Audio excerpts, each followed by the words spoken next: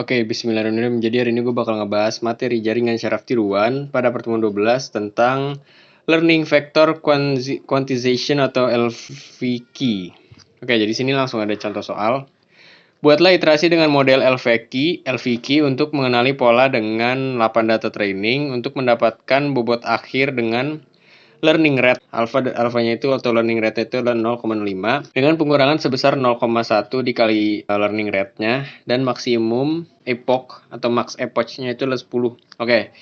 Jadi di sini kita mulai dari bobot awal. Di sini udah ada bobot awal. Ini bobot awal W1, bobot awal W2. Terus di sini ada inputan 8 data. Tadi kan di soal katanya ada 8 data training. Nah, ini udah ada jebret. Ini dia inputannya tuh. Kayak biner gitu ada 8. Ini inputan awal. Sini learning rate, jadi dia di tiap epoch itu dia bakal berkurang. Tadi kan katanya pengurangan sebesar 0,1 dikali dengan learning rate tuh. Ini epoch pertamanya 0,05.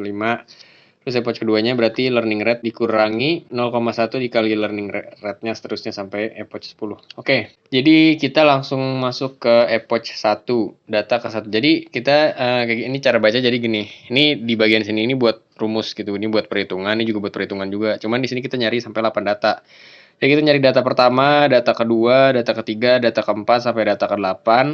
Lanjut lagi ke epoch 2, misalnya epoch 1 cari data masing-masing, terus lanjut lagi ke epoch 2, nyari lagi datanya sampai 8, epoch 3 sampai epoch ke yang ditentuin di soal ini sampai 10. Wow, banyak banget gitu.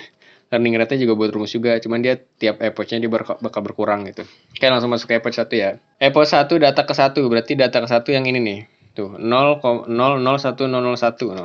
00101. Jadi di sini kita nyari jarak bobot 1 dulu. Jarak bobot 1 sama jarak bobot 2. Jadi kayak nyari inilah bukan kan karena ada 2 bobotnya. Jadi kita nyari 2 bobot gitu. Nah, bobot 1 itu adalah akar dari si data N dikurangi dengan nilai X. Nilai si inputan data. Jadi ini kan 0 dikurang 1. Jadi 0 dikurangi dengan 1. Sini pangkat 2 ditambah dengan 0 dikurangi dengan 0 pangkat 2. Terus 1 dikurangi dengan 0. 1 kurangi 0 itu pangkat 2 ditambah dengan 0 dikurangi dengan 0 pangkat 2. Selanjutnya 0 dikurangi dengan 1 pangkat 2. Ditambah 1 dikurang 0 pangkat 2. Nah, itu kita jumlahin dulu hasilnya. Setelah dapet, yaudah kita tinggal akarin. Akar dari 4 itu adalah 2. Oke, itu untuk bobot pertama. Nah, untuk bobot kedua, kita pakai sama kayak tadi rumusnya, cuman kita pakai bobot awal yang bobotnya itu yang W2-nya. Jadi ya 0 dikurangi dengan 0 pangkat 2, 0 kurang 1 pangkat 2, 1 kurang 1 pangkat 2, 0 kurang 1 pangkat 2, 0 kurang 1 pangkat 2, 1 kurang 0 pangkat 2 gitu ya maksudnya. Tadi kayak tadi gitu. Kita masukin rumusnya, angkanya, nilainya. Jadi kita jumlah, kita dapat 2 juga. Nah, setelah kita dapat nilai ini, kita cari jarak terkecil pada bobot ke 1 ini. Nah, jarak terkecilnya jadi dari bobot 1 sama bobot 2 itu nilai terkecil yang mana? Karena berhubung ini 2, target data ke satunya itu adalah si bobot 1. Nah, setelah kita dapat bobot 1, kita langsung bikin bobot baru. Nah, rumusnya itu adalah W baru sama dengan W lama ditambah dengan learning rate dikali dengan X dikurang W. Nah, ini learning rate itu tadi kita dapat dari soal nih 0,05. Terus si W-nya itu, W-nya dapat dari mana? Dapat dari sini. Jadi kan tadi jarak terkecil di data ke-1 itu kan yang bobot 1. Nah, bobot 1 berarti sama aja dengan W1. Nah, kalau misalnya jarak terkecil itu adalah bobot 2, berarti yang kita pakai adalah W2. Nah, W-nya itu berarti ya W ini, W1. Jadi 1, 0, 0, 0, 1, 0. Nah, itu W-nya. Nah, untuk X-nya itu ini. Inputan data X. Nah, kita kan lagi di data 1, jadi X-nya ini. 0, 0, 1, 0, 0, 1 gitu. Jadi, tinggal kita masukin. Ini W-nya kita masukin dulu. Yaudah, kita kolomin dulu lah. Ini W-nya itu kan tadi. Ini kan W1 terkecilnya. Jadi 1, 0, 0, 0, 1, 0. Jadi kita masukin 1, 0, 0, 0, 1, 0. Ditambah dengan learning rate 0,5 rata semua, terus dikali dengan X-nya di dalam data pertama gitu. X-nya dalam data pertama itu adalah 00101, kita masukin ke kolom, beret, dikurang dengan W-nya ya sama aja kayak nilai yang tadi di awal gitu. 1000010. Nah, jadi kita tinggal olah, kita jumlahin, hasilnya adalah sekian. Nah, dari hasil ini kita mempunyai bobot baru untuk W1.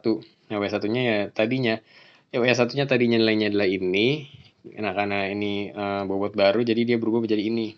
W2-nya tetap yang ini ya. Nah, itu untuk data pertama. Selanjutnya kita masuk ke data kedua. Data kedua ini. Nah, ini data kedua. Ini 001010. Ya udah, rumusnya sama kayak tadi persis. Kita cari dulu bobot 1 sama bobot 2-nya. Tadi kita masukin kita masukin angka-angkanya ke sini.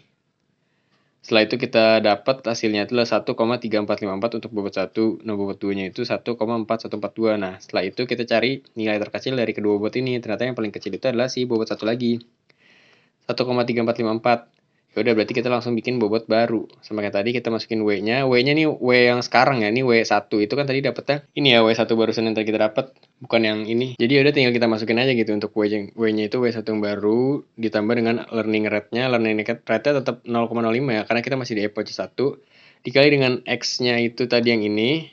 X data kedua, lalu dikurangi dengan W lagi. Nah, setelah kita dapat hasilnya, kita rubah menjadi bobot baru untuk W1. Nah, ini bobot baru W1-nya lagi. Terus kalau W2-nya gimana? Kok nggak dapat gitu?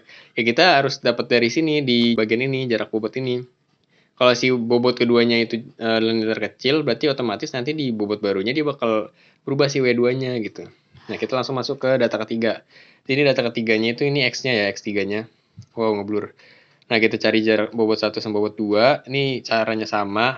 Cuma ini udah mulai banyak tuh. Cuman boleh kok ini kita desimalnya ngambil 2 digit aja.